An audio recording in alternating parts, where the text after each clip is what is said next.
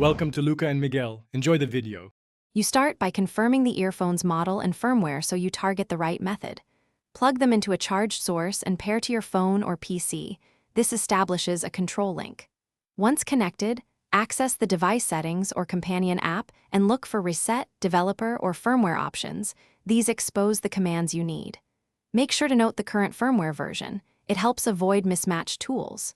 Next, prepare the official cable or case for the physical reset step. Now you perform the core actions that actually clear the lock. Follow the precise button timing, press and hold sequences, or insert into the case as specified for your model to trigger a hardware reset. Once you see LED cues, immediately unpair in Bluetooth settings and repair through the app so settings rewrite cleanly. If the manufacturer provides a recovery tool or firmware reflash, run it now.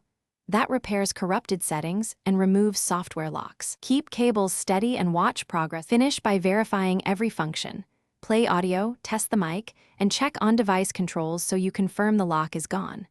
Once done, make sure profiles and equalizer settings are reset to defaults to avoid hidden restrictions. If a lock persists, force a firmware reflash or full factory restore using the official tool. That often clears stubborn states.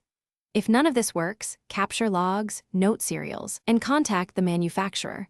Provide steps you took so they can escalate or authorize repair. Thanks for watching and please subscribe. It's the best investment you'll ever make.